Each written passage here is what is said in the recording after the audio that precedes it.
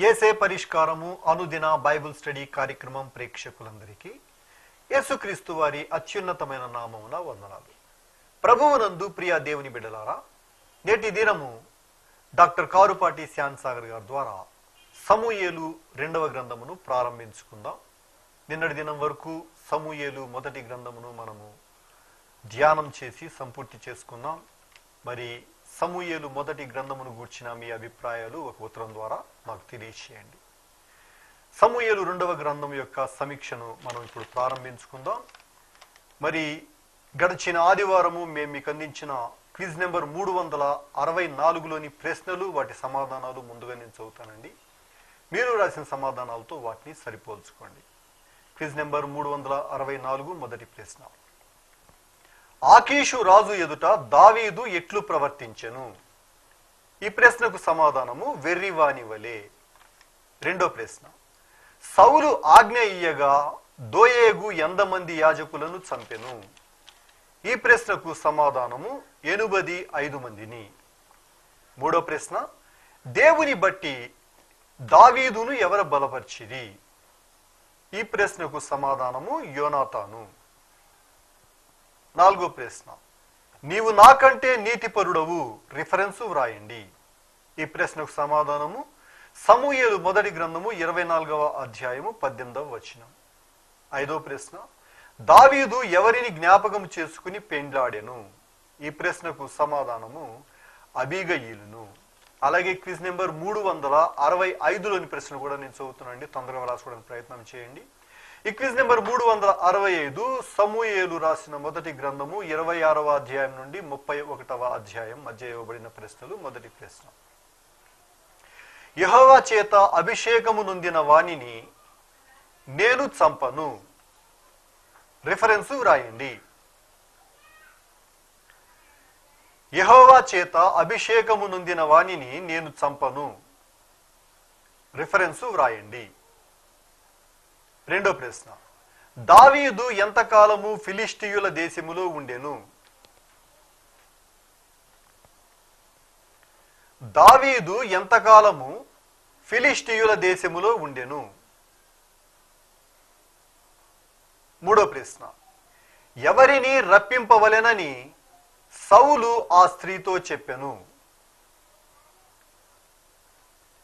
ఎవరిని రప్పింపవలెనని సౌలు ఆ స్త్రీతో చెప్పెను? నాలుగో ప్రశ్న.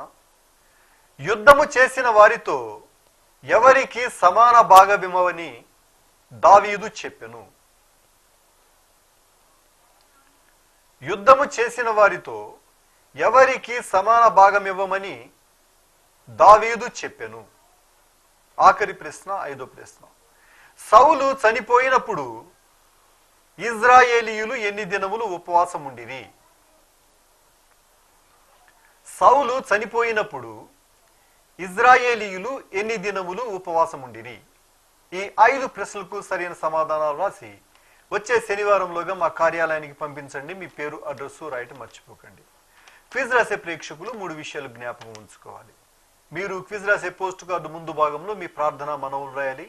వెనక భాగంలో ఖాళీ ప్రదేశంలో పైన క్విజ్ నెంబరు, క్రింద 5 ప్రశ్నలకు సమాధానాలు రాయాలి. అలాగే అడ్రస్ విభాగంలో డాక్టర్ కారుపాటి శ్యాన్ సాగర్ గారు, యేసే పరిష్కారము, వేదరాజు సినిమా హాల్ వద్ద, పత్తేబాద, ఏలూరు అని వ్రాయటం మర్చిపోకండి. క్విజ్ నెంబర్ 364కు మాకు సమాధానాలు రాసిన వారు ఏలూరు పత్తేబాద నుండి వై సరోజిని, పమ్మి హన్నమ్మ, పెదవేగి నుండి కంభం ప్రశాంతి, తడికలపూడి నుండి ఓసా భీమేశ్వరరావు, పద్మ, ఇజ్రాయెల్ పేట నుండి బి రాహేలమ్మ, డి నిర్మల, పత్తేబాద నుండి కె సమాధానం, సిహెచ్ విజయలక్ష్మి, లంకపేట నుండి బి మరియమ్మ, బాలయోగి వంతెన నుండి జె స్వర్ణ, ఆర్ఆర్ పేట నుండి R Navaneetham, D Sukumari, Chataparru colony నుండి అరిసెల ఏలియా లలిత కుమారి, శాంతినగర్ నుండి ఎం జయరాజు, ఒలివ ఎలిజబెత్, ప్రవీణ్ కుమార్, తంగరాజు, నాగన్నగూడెం నుండి జుజ్జవరపు రాజమణి, తనగాల రమాదేవి, ఏఆర్ లైన్స్ నుండి వి శిఖామణి, జి అనీషా మరియు పత్తేబాద నుండి కె మోహన్ రావు. మీ అందరికీ యేసే పరిష్కారం కార్యాలయం తరపున ధన్యవాదాలు తెలియచేసుకుంటూ ఉన్నామండి. మీరందరూ సిద్ధపడి ఉంటే డాక్టర్ కారుపాటి శాంతసాగర్ గారు ప్రార్థన చేసి ఈ దినపు వాక్య పరిచర్య చేస్తారు. ప్రభువు నందు ప్రియ దేవుని బిడ్డలారా, ఈ రాత్రి కాలపు వాక్య భాగం కొరకు సహకారాన్ని అందిస్తున్న కుటుంబం పోనంగి వాస్తవ్యులు పండు జన్మదినం సందర్భంగా తల్లిదండ్రులు కె దివాకర్ వీరారెడ్డి అలువేలు మంగ, అక్కాబావ స్టెల్లా మాధురి, విక్టర్ కృపానిధి. పండు గారిని ప్రభు దీవించినట్లు ప్రార్థన చేద్దాం. దివాకర్ వీరారెడ్డి గారు, అలువేలు మంగ గారులకు ప్రత్యేక కృతజ్ఞతలు. ఈ కుటుంబాన్ని ప్రభువు దీవించి ఆశీర్వదించినట్లు ప్రార్థన చేద్దాం. రేపటి నుండి మాసాంతము వరకు ఎపిసోడ్ సహకారులు లేరు. ప్రభువు అనుగ్రహించేటట్లు ప్రార్థన చేద్దాం. ఏ దినపు ఎపిసోడ్కు ఆ దినం ఇంచుమించుగా ప్రభువు సహాయాన్ని అందిస్తూ ఉన్నారు. క్విజ్ రాసినటువంటి వారిని ప్రభు దీవించేటట్లు ప్రార్థన చేద్దాం. తలలు వంచండి, ప్రార్థనలో ఏకీభవించండి. మమ్మను మిక్కిలిగా ప్రేమిస్తున్న మా ప్రియ తండ్రి, మీకు వందనాలు. పండు కొరకు ప్రార్థన చేస్తున్నాను. దివాకర్ వీరారెడ్డి గారు, అలువేలు మంగ గారు కుటుంబం మీరు దీవించమని ప్రార్థన చేస్తున్నాను. ప్రాముఖ్యంగా ఎపిసోడ్ సహకారులు ముందుకు రావటానికి కృపనివ్వండి. మీ వాక్య ధ్యానం మాకు దీవెనగా ఇవ్వండి. సమూయేలు 2వ గ్రంథం ప్రారంభించనై ఉన్నాం. మీ దాసుడు వీరారెడ్డి గారిని మీరు ఆశీర్వదించండి. అలాగే పండు కొరకు ప్రత్యేకంగా ప్రార్థిస్తున్నాం. మీ కృప చూపండి. రానున్న సంవత్సరం మీ బిడ్డకు దీవెనకరంగా దయచేయండి. ఈ రాత్రి వాక్య ధ్యానం కొరకు మేము ఎదురు చూస్తున్నాం. మాకు మీ కృపనివ్వండి. ఘనత, మహిమ, ప్రభావాలను మీరు పొందండి. మా రక్షకుడైన యేసు ప్రభు పేరిట ప్రార్థన చేస్తున్నాం తండ్రి, ఆమేన్. ప్రభువు నందు ప్రియ దేవుని బిడ్డలారా, దయచేసి మీ పరిశుద్ధ బైబిల్ గ్రంథాన్ని తెరిచి సమూయేలు 2వ గ్రంథం మీ ఎదుట ఉంచుకోండి. నేను సమీక్షిస్తాను ఈ యొక్క గ్రంథాన్ని. కొన్ని ప్రత్యేక విషయాలు ఇందులో వ్రాయబడ్డాయి, వాటిని మీతో పంచుకుంటాను. సమూయేలు 2వ గ్రంథం పరిశుద్ధ బైబిల్ గ్రంథంలో 10వ పుస్తకం. సమూయేలు 2వ గ్రంథం పరిశుద్ధ బైబిల్ గ్రంథంలో 10th బుక్, 10వ పుస్తకం. 66 పుస్తకాలు కలిపి పరిశుద్ధ బైబిల్ గ్రంథం. సమూయేలు గ్రంథం వాస్తవంగా మొదటి గ్రంథం, 2వ గ్రంథం, 2 హెబ్రీ మూల పద భాషల్లో ఒరిజినల్ స్క్రిప్ట్స్లో ఒకే పుస్తకం వ్రాయబడినప్పుడు సమూయేలు, దావీదు, గాదు, నాతాను అనేవారు ఈ ఒరిజినల్ స్క్రిప్ట్స్ను రాశారు. వాస్తవంగా జరిగిన సంఘటనలు రాశారు. వాటిని యెషయా భక్తుడు, ప్రవక్త కంపైల్ చేశాడు, కూర్చాడనమాట. కూర్చినప్పుడు 2 గ్రంథాలుగా చేశాడు. ఇన్సిడెంట్స్ అన్నీ కూడా వ్రాయబడ్డాయి. వాటిని డివిజన్ ఇచ్చాడు యెషయా భక్తుడు. కంపైల్ చేసిన వాడు యెషయా. క్రీస్తు పూర్వం 1050 మొదలుపెట్టి ఈ యొక్క చరిత్ర మనకు వ్రాయబడుతూ వచ్చింది. కంపైల్ చేయటం క్రీస్తు పూర్వం 700 సంవత్సరాలప్పుడు వాటిని కూర్చినట్లుగా భావిస్తారు. తర్వాత ఈ గ్రంథం ప్రాముఖ్యంగా చర్చించినటువంటి ప్రధాన అంశం ఏమిటంటే దావీదు యొక్క రాజ్య స్థిరత్వం. సమూయేలు మొదటి గ్రంథంలో సౌలు పరిపాలన అంతం, సమూయేలు రెండవ గ్రంథంలో దావీదు యొక్క పరిపాలన ప్రారంభం. అందుకని ఇది 40 years హిస్టరీ, 40 సంవత్సరాల చరిత్ర ఇందులో ప్రస్తావనకు వచ్చింది. దీనిలో దావీదు భక్తుడు సౌలు మరణం తరువాత హెబ్రోనును ఆధారం చేసుకుని పట్టణం ముఖ్యమైన పట్టణంగా చేసుకుని 7 సంవత్సరాలు పరిపాలించాడు. ఈ 7 ఏళ్ళు పరిపాలించిన తరువాత ఇజ్రాయేలు పెద్దలు కూడా వచ్చారు దావీదు దగ్గరికి. మాకు కూడా నీవు రాజుగా ఉండాలని కోరారు. అప్పుడు తన రాజధానిని యెరూషలేమునకు మార్చుకున్నాడు. అక్కడ 33 సంవత్సరాలు పరిపాలన చేశాడు.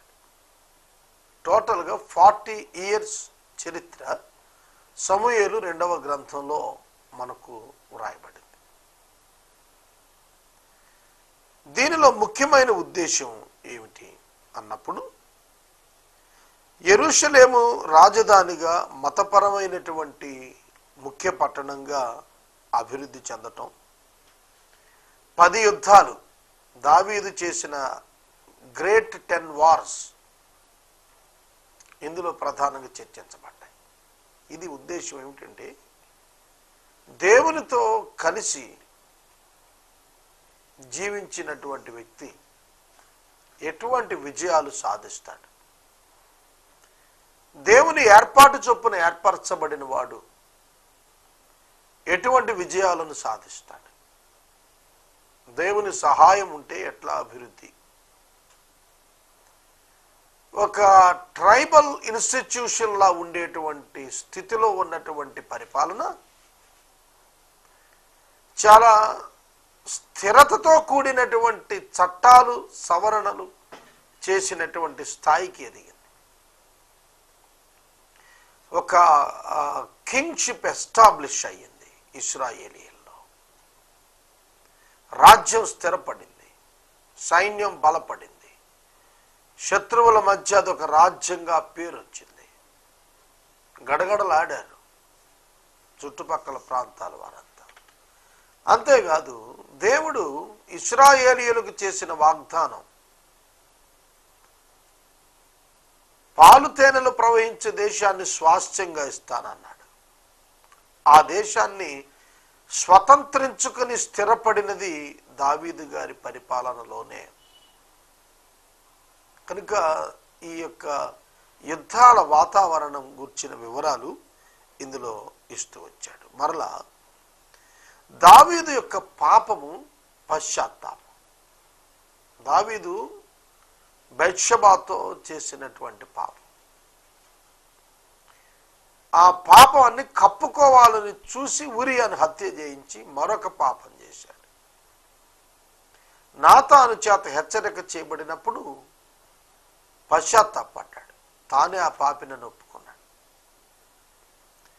దేవుడు వారికి పుట్టిన బిడ్డను మొత్తినప్పుడు ప్రార్థన చేశాడు. ఆ బిడ్డ చనిపోయినప్పుడు దావీదు దేవునికి కృతజ్ఞత చెల్లించాడు. తరువాత వారి జీవితం యెరూషలేములో ఎట్లా సాగిందనేది ఇందులో ప్రధానమైన అంశం. దావీదు పశ్చాత్తాపడటం దేవుని హృదయానుసారుడైన మనుషునిగా అతను మనం తెలుసుకోగలగటానికి ఈ గ్రంథం ఉపయోగపడుతుంది. దావీదు కుటుంబంలో పాపము వలన కలిగిన పర్యావసానాలు ఎట్లా ఉన్నాయనేది ఈ అధ్యాయం చెబుతుంది, ఈ యొక్క గ్రంథం చెబుతుంది. పాపానికైతే దేవుడు క్షమాపణ ఇచ్చాడు, కానీ కాన్సిక్వెన్సెస్ ఆఫ్ ద సిన్, పాపము వలన కలిగిన పర్యావసానాలను దావీదు ఎదుర్కోవాల్సి వచ్చింది. దావీదు ఎదుర్కొన్నాడు. బిలీవర్ విశ్వాసి విషయంలో పాపము పశ్చాత్తాపము కలిగినప్పుడు క్షమాపణ పొందిన కాన్సిక్వెన్సెస్ కంటిన్యూ అవుతాయి. పర్యవసానాలు తప్పించుకోలేము. ఆ డ్యామేజ్ ఎప్పుడు కూడా అట్లానే ఉంటుంది. దానిని గురించి చాలా విస్తారంగా కుటిలత్వం ఎట్లుంటుంది, మానవ హృదయం ఎంత మోసకరమైందో దావీదు జీవితంలో అతడు చేసిన పాపాలు మనకు తెలియజేస్తాయి. To understand our heart and hour condition, మన హృదయాన్ని, మన యొక్క స్థితిని పరిశీలించుకోవటానికి కావలసినటువంటి హెచ్చరికలు దావీదు పాపము పశ్చాత్తాపంలో మనం తెలుసుకోగలుగుతాం. కుటుంబం అనుభవించినటువంటి శ్రమలు, సమస్యలు, దావీదు కుటుంబం ఎట్లా కలహాలతో నిండిపోయింది, రక్తపాతంతో నిండిపోయింది. తానేం విత్తాడో దాన్ని ఎలా కోశాడు. ఏ పాదుకు ఆ కాయలే కాస్తాయి, కాకర పాదుకి దొండకాయలు కాయవు కదూ. చేదైనటువంటి ఫలితాలనే అతని పాపము కారణంగా కోశాడు. సెన్సెస్ కూడా ఇందులోనే చెబుతాడు. దావీదు చేసిన ప్రధాన పాపం ఇందులో కనిపిస్తుంది. తరువాత దావీదు కుమారుడు అబ్షాలోము చాలా అందగాడు. అబ్షాలోము అంటే దావీదుకి చాలా ప్రాణం. ఎందుకంటే అబ్షాలోము చాలా సుందరుడు. అటువంటి అబ్షాలోము దావీదు మీద తిరుగుబాటు చేశాడు. శరీరాకృతి ఎంత సుందరమైనదో అతని యొక్క అంతరంగం అంత భయంకరమైంది. ఈ దినం ఇట్లాంటి వాళ్ళు చాలా మంది ఉన్నారు, అబ్షాలోములు, తిరుగుబాటుదారులు. అబ్షాలోమును తరమటం ఇష్టం లేక దావీదుకి, దావీదే సింహాసనం దిగి అడవుల్లోకి బారిపోయాడు. చెప్పులు తీసేసి నెత్తిన గుడ్డ వేసుకుని ఏడుస్తూ కొండలెక్కి బారిపోయాడు. అబ్షాలోము మరణించే వరకు కూడా అతడు తిరుగులాడుతూనే వచ్చాడు. అబ్షాలోమును యోవాబు చంపేశాడు. ఇది చాలా యవనస్తులకు చాలా మంచి సందేశం అబ్షాలోము జీవితం నుండి మనం పొందగలుగుతాం. దావీదు యొక్క కుటుంబ జీవితంలో వ్యభిచారం కారణంగా వచ్చినటువంటి పరిస్థితులు ఈనాటి కుటుంబాలలో ఉన్న అక్రమ జీవితాల విషయంలో జరిగిన సంఘటనలతో పోల్చినప్పుడు చాలా తేటగా అవే పరిస్థితులు సమాజంలో కనిపిస్తున్నాయి. దావీదు తన కుమారుడైన అబ్షాలోము తిరుగుబాటు చేసినప్పుడు రాజ్యంలో అతనికి ఎట్లాంటి తిరుగుబాటు వచ్చిందో మనకు కనిపిస్తుంది. తరువాత 24 అధ్యాయాల్లో మొదటి 10 అధ్యాయాలు సక్సెస్ ఆఫ్ డేవిడ్, దావీదు యొక్క విజయాలు నమోదైతే 11వ అధ్యాయం నుండి 24వ అధ్యాయం వరకు స్ట్రగుల్స్ ఆఫ్ డేవిడ్, దావీదు యొక్క శ్రమలు వ్రాయబడ్డాయి. దీనిలో ముఖ్యమైనటువంటి కొన్ని స్థలాలు ఉన్నాయి. అవేమిటంటే హెబ్రోను, యెరూషలేము, గాతు, మోయాబు, ఏదోము, రబ్బా, మహనయీము, ఎఫ్రాయిము అరణ్యం. ఈ ప్రాంతాలు ముఖ్యమైనటువంటి ప్రాంతాలు. వీటి చరిత్ర, వీటి గుండా జరిగిన చరిత్ర సమూయేలు 2వ గ్రంథంలో వ్రాయబడుతూ వచ్చింది. ప్రధానంగా సమూయేలు 2వ గ్రంథంలో మనం చూస్తున్నప్పుడు దావీదు యొక్క చరిత్రలో ఉన్నటువంటి విశ్వాసికి ఉండవలసినటువంటి పరిస్థితులు పుష్కలంగా మనకు కనిపిస్తాయి. శోధనలు ఎట్లా ఉన్నాయి, అలాగే దావీదు ఎదుర్కొన్న యుద్ధాలు, విశ్వాసి జీవితంలో అపవాదు నుంచి ఎదురయ్యే శోధనలు ఎట్లా ఉంటాయో వాటి వివరణలు మనకు చాలా విపులంగా వ్రాయటం జరిగింది. ఒక నిబద్ధత కలిగినటువంటి రాజు ఏ విధంగా రాజ్యాన్ని దేవుని చెంతకు నడిపించగలుగుతాడు? డివైన్ ప్రిన్సిపల్స్, దైవ సంబంధమైన నియమాలు కలిగిన వాడు ఏ విధంగా తన ప్రజలను దేవుని చెంతకు నడపగలుగుతాడు? నాయకత్వంలో ఆధ్యాత్మిక విలువలు కలిగిన వాడు ప్రజలను ఏ విధంగా తన జీవితం ద్వారా సవాలు చేయగలుగుతాడు ఆత్మీయంగా అనేది ఈ గ్రంథంలో మనకు కనిపిస్తుంది. దావీదు యొక్క చరిత్ర పరిశుద్ధ బైబిల్ గ్రంథంలో క్రీస్తు పూర్వం 1000 సంవత్సరాలు సందర్భంలో జరిగినటువంటిది. మీరు చూడండి, బైబిల్ క్రానాలజీ చూసినట్లయితే క్రీస్తు పూర్వం 1000 సంవత్సరాలప్పుడు దావీదైతే మరొక 1000 సంవత్సరాలప్పుడు అబ్రహాం గారు.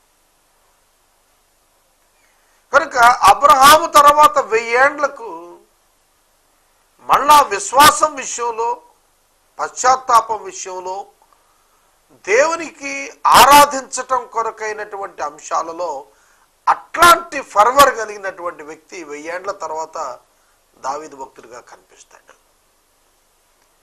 దావీదు దేవుని మందిరం కట్టడానికి ఇష్టపడ్డాడు. ఫిలిష్తీయుల చెంత ఉండిపోయినటువంటి దేవుని యొక్క మందసాన్ని తాను తిరిగి తన రాజ్యానికి తెచ్చుకోవాలనేటువంటి స్పృహ దావీదులో కలిగింది. మందసాన్ని తీసుకొని వస్తున్నప్పుడు పెరేష్ అనేటువంటి స్థలంలో ఆ మందసం మోసుకొని వస్తున్న బండి ఎడ్లు కాలు తూలే పడబోయింది మందసం. ఉజ్జా అనేవాడు ఆ స్థలంలో ఉన్నాడు, బండి తోలుతున్నాడు. గబుక్కుని చేయి చాచి మందసం పట్టుకోబోయాడు, అక్కడే చనిపోయాడు. దేవుడు అతన్ని ముత్తాడు. పెరేజ్ అనే స్థలంలో ఇది ఉజ్జా అనేవాడు చనిపోయాడు, ఇది పెరేజ్ ఉజ్జా అని పేరు పెట్టారు. దేవుని మందసం తీసుకురావటానికి భయపడిపోయాడు దావీదు. అక్కడనే ఒబేదెదోము ఇంట పెట్టాడు. దేవుని మందసం, ఆర్క్ ఆఫ్ గాడ్, ఒబేదెదోము ఇంట 3 months 3 నెలలు ఉంది. ఆ 3 నెలల్లో ఒబేదెదోము ఇంటిని దేవుడు ఆశీర్వదించాడు. అది దావీదు విని మందసాన్ని తెచ్చుకున్నాడు. దేవునికి ఒక పర్మనెంట్ టెంపుల్ కట్టడానికి ఇష్టపడ్డాడు. నాతాను కూడా మంచిదే చేయమన్నాడు. కానీ దేవుడు ప్రత్యక్షమై చెప్పాడు దావీదు గారికి, నీ చేతులు రక్తం ఒలికించాయి, నీ కుమారుని నేను కోరుకున్నాను, నీవు కాదు మందిరం కట్టాల్సింది. దావీదు యొక్క నిబంధన కూడా ఇందులో కనిపిస్తుంది మనకు. కవెనెంట్ ఆఫ్ డేవిడ్ మనకు చాలా చక్కగా అర్థం అవుతుంది. అలాగే కొన్ని నూతనమైన పాలసీస్, రాజ్యం కొరకు నియమాలు, కొన్ని నూతనమైన ప్రాఫెసీస్, ప్రవచనాలు, దావీదు సింహాసనం శాశ్వతంగా నిలబడుతుందనేటువంటి వర్ణన ఈ గ్రంథంలో మనకు కనిపించింది. దేవుని ఆలయం కొరకైన తృష్ణ దావీదు భక్తుడు కలుగున్నాడు. చాలా ఒక విశ్వాసి మంచి లక్షణాలు ఇందులో మనం నేర్చుకోగలుగుతాం. తరువాత క్రానలాజికల్గా మనం చూస్తే న్యాయాధిపతుల పరిపాలన ప్రారంభం క్రీస్తు పూర్వం 1375 అయితే సౌలు రాజు అయినది క్రీస్తు పూర్వం 1050. సౌలు మరణము దావీదు రాజు గిట క్రీస్తు పూర్వం 1010. హెబ్రోనులో 7 ఏండ్లు పాలన. దావీదు సంపూర్ణంగా రాజ్యమంతటి మీదకు వచ్చినది 1003 క్రీస్తు పూర్వం. బెత్షెబాతో అతని పాపం క్రీస్తు పూర్వం 997. సొలొమోను జననం క్రీస్తు పూర్వం 991. దావీదు జనులను లెక్కించి చేసిన పాపం క్రీస్తు పూర్వం 980. దావీదు మరణం క్రీస్తు పూర్వం 970. ఆ తర్వాత 40 సంవత్సరాలు సొలొమోను పరిపాలన ఉంది. అది రాజుల గ్రంథంలో మనకు కనిపిస్తుంది. అది మరొక 40 సంవత్సరాలు. ఈ విధంగా సొలొమోను పరిపాలన ప్రారంభానికి ముందస్తు చరిత్ర, వెళ్ళటానికి ముందుగా జరిగిన చరిత్ర అంతా, అంటే దావీదు గారి యొక్క కింగ్డమ్ అంతా కూడా కవర్ చేస్తూ వచ్చాడు సమూయేలు 2వ గ్రంథంలో. ఈ రాత్రి ప్రత్యేకంగా ఈ యొక్క సమూయేలు 2వ గ్రంథం సమీక్ష నేను ముగిస్తున్నాను. సమూయేలు 2వ గ్రంథం 24 అధ్యాయాలు, 695 వచనాలు, 20,600 పదాలు, 125 ప్రశ్నలు, అలాగే 70 ఆజ్ఞలు, 25 ముందస్తు ప్రెడిక్షన్స్, 13 వాగ్దానాలు ఇందులో కనిపిస్తున్నాయి. కనుక ఈ గ్రంథం ఉత్కృష్టమైన గ్రంథం. దీనిలో మనం నడుచుకోవలసిన తీరు తెన్నులు వర్ణించబడ్డాయి. ఈ గ్రంథం పూర్తి చేయటానికి నెలబడుతుందో 2 నెలలు పడుతుందో, ఎంత సమయమో మనకు తెలియదు. ఆయన కృప, ఆయన ఎంత ఇస్తే అంత. కనుక ఎపిసోడ్ సహకారులు అనుదినం కావాలి, ప్రార్థించండి. ఈ రాత్రి వాక్య ధ్యానానికి సహకారం ఇచ్చిన వారు కర్రీ పండు గారి జన్మదినం సందర్భంగా తల్లిదండ్రులు దివాకర్ వీరారెడ్డి గారు, అలివేలు మంగ గారు, అక్కా బావులు స్టెల్లా మాధురి, విక్టర్ కృపానిధి గారు సహకారం ఇస్తున్నారు. ఈ కుటుంబాన్ని ప్రభువు దీవించినట్లు ప్రార్థన చేద్దాం. మనము ఇంతవరకు డాక్టర్ కారుపాటి శ్యాన్సాగర్ గారి ద్వారా సమూయేలు 2వ గ్రంథం యొక్క సమీక్షను ధ్యానం చేసుకున్నాం. ఈ కార్యక్రమం ద్వారా మీరు పొందుకునుచున్న ఆత్మీయ మేలులు ఒక ఉత్తరం ద్వారా మాకు తెలియచేయండి. మీ ప్రార్థనా మనవులు మాకు తెలియచేస్తే ఏసే పరిష్కారం కార్యాలయంలో ఏర్పాటు చేసిన ప్రత్యేక ప్రార్థనా శిబిరంలో మీ కొరకు ప్రార్థిస్తాం. మీ కుటుంబ పక్షంగా ఒక ఎపిసోడ్ ప్రసారం చేయాలనుకున్నారు మాకు తెలియచేస్తే మా సిబ్బంది మీ గృహాలను దర్శిస్తారు. క్విజ్ నెంబర్ 365లోని ప్రశ్నలు మరోసారి చదువుతున్నాయండి, తొందరగా రాసుకోవడానికి ప్రయత్నం చేయండి. ఈ క్విజ్ నెంబర్ 365 సమూయేలు మొదటి గ్రంథము 26వ అధ్యాయం నుండి 31వ అధ్యాయం మధ్య ఇవ్వబడిన ప్రశ్నలు. మొదటి ప్రశ్న, యెహోవా చేత అభిషేకము నొందిన వానిని నేను చంపను. రిఫరెన్సు వ్రాయండి. యెహోవా చేత అభిషేకము నొందిన వానిని నేను చంపను. రిఫరెన్సు వ్రాయండి. మూడో ప్రశ్న, దావీదు ఎంతకాలము ఫిలిష్తీయుల దేశములో ఉండెను. దావీదు ఎంతకాలము ఫిలిష్తీయుల దేశములో ఉండెను. మూడో ప్రశ్న, ఎవరిని రప్పింపవలెనని సౌలు ఆ స్త్రీతో చెప్పెను. ఎవరిని రప్పింపవలెనని సౌలు ఆ స్త్రీతో చెప్పెను. నాలుగో ప్రశ్న, యుద్ధము చేసిన వారితో ఎవరికి సమాన భాగమివ్వమని దావీదు చెప్పెను. యుద్ధము చేసిన వారితో ఎవరికి సమాన భాగమివ్వమని దావీదు చెప్పెను. ఐదో ప్రశ్న, ఆఖరి ప్రశ్న, సౌలు చనిపోయినప్పుడు ఇజ్రాయేలీయులు ఎన్ని దినములు ఉపవాసముండిరి. సౌలు చనిపోయినప్పుడు ఇజ్రాయేలీయులు ఎన్ని దినములు ఉపవాసముండిరి. ఈ 5 ప్రశ్నలకు సరైన సమాధానాలు రాసి వచ్చే శనివారంలోగా మా కార్యాలయానికి పంపించండి. మీ పేరు, అడ్రస్సు రాయటం మర్చిపోకండి. ముగింపు ప్రార్థన ఆశీర్వాదాలతో ఈ కార్యక్రమాన్ని ముగించుకుందాం. ప్రార్థించుకుందాం. మమ్మల్ని మిక్కిలిగా ప్రేమిస్తున్న మా ప్రియ తండ్రి, మీకు వందనాలు. ఈ రాత్రి మాకిచ్చిన తలంపుల కొరకై మీ కృతజ్ఞతలు. సమూయేలు 2వ గ్రంథం ముగించటం పర్యంతం ఈ ప్రారంభ దినం నుండి కృప చూపమని సహాయం చేస్తున్నాం. ఎపిసోడ్ సహకారం అందించిన వీరారెడ్డి గారిని, అలివేలు మంగ గారిని దీవించండి. వారి కుమారుడు పండును మీరు ఆశీర్వదించండి. మంచి భవిష్యత్తు బిడ్డకి ఇవ్వండి. ఈ రాత్రి మా ప్రేక్షకులు విశ్వాసం ఉంచిన వారైతే వాక్యం నేర్చుకుని నడుచుటకు, విశ్వసించిన వారైతే విశ్వసించుటకు కృపనివ్వండి. క్విజ్ రాసిన వారిని దీవించండి. యేసునామంలో ప్రార్థిస్తున్నాం తండ్రి, ఆమేన్. మన తండ్రి అయిన దేవుని ప్రేమ, కుమారుడైన యేసుక్రీస్తు వారి యొక్క కృప, పరిశుద్ధాత్మ దేవుని యొక్క అన్యోన్య సహవాసం సదా మనందరికీ తోడై ఉండును గాక.